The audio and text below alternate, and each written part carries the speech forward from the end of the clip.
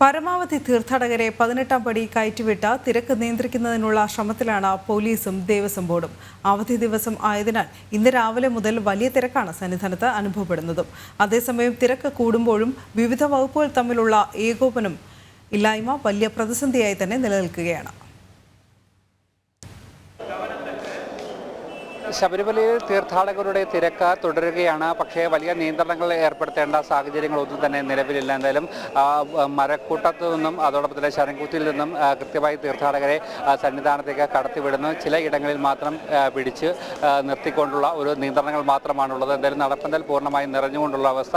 18ാം പടി കൂടുതൽ തീർത്ഥാടകർ കയറുന്നതോടെ നിലവിൽ കഴിഞ്ഞ ദിവസം ഉണ്ടായിരുന്ന പ്രതിസന്ധികൾക്കെല്ലാം തന്നെ പരിഹാരമായിരിക്കുന്നതാണ്. എന്തായാലും സുഖദർശനത്തിൻ്റെ അവസ്ഥയിലേക്ക് സന്നിധാനം മാറുകയാണ്. നിലവിൽ വലിയ രീതിയിലുള്ള വീഴ്ചകളെല്ലാം തന്നെ കഴിഞ്ഞ ദിവസങ്ങളിൽ ഉണ്ടായിരുന്നു. ആ ഒരു പ്രശ്നങ്ങളെല്ലാം തന്നെ നിലവിൽ പരിഹരിച്ചു. വലിയ വിമർശനങ്ങളെല്ലാം തന്നെ ദേവസ്വം ബോർഡ് കേൾക്കേണ്ടി വന്നിരുന്നു. എന്തായാലും ഒരു 3-4 മണിക്കൂറുകൾ ക്യൂ നിന്നാൽ മാത്രം സന്നിധാനത്തേക്ക് എത്തിയാൽ മതി. കഴിഞ്ഞ ദിവസം 13 മണിക്കൂർ വരെയായിരുന്നു ക്യൂ ഉണ്ടായിരുന്നു. ആ ഒരു പ്രശ്നത്തിന് ഒരു പരിഹാരം കണ്ടിരിക്കുകയാണ്. എന്തായാലും തീർത്ഥാടകരുടെ എണ്ണത്തിൽ ഒരു വലിയ വർധന കൂടിയുണ്ടായി. തീർത്ഥാടകരുടെ പ്രതികരണത്തിലേക്ക് തന്നെ പോകാൻ എന്തായാലും തിരക്ക് കുറയുന്ന ഒരു അവസ്ഥയിലേക്ക് തന്നെ വരുന്നു അല്ലേ?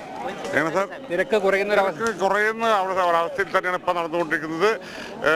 സാധാരണ ശബരിമല ദർശനം എന്ന് പറയുന്നത് 1 മണിക്കൂർ വെയിറ്റ് ചെയ്ത് ദർശനം കിട്ടുക എന്ന് പറയുന്നത് വളരെ ഒരു സുഖമുള്ളൊരു കാര്യമാണ്. ഇപ്പം ഞങ്ങൾ 1 മണിക്കൂർ ശരംകുത്തി ഇങ്ങോട്ടുള്ള ഒരു ക്യൂ നിന്നിട്ടുള്ളൂ. ഇപ്പോൾ ഏകദേശം ഞങ്ങൾ 18ാം പടി എത്തി ദർശനം കിട്ടാൻ പോകുന്നു. വളരെ നല്ലൊരു സിസ്റ്റമാണ്.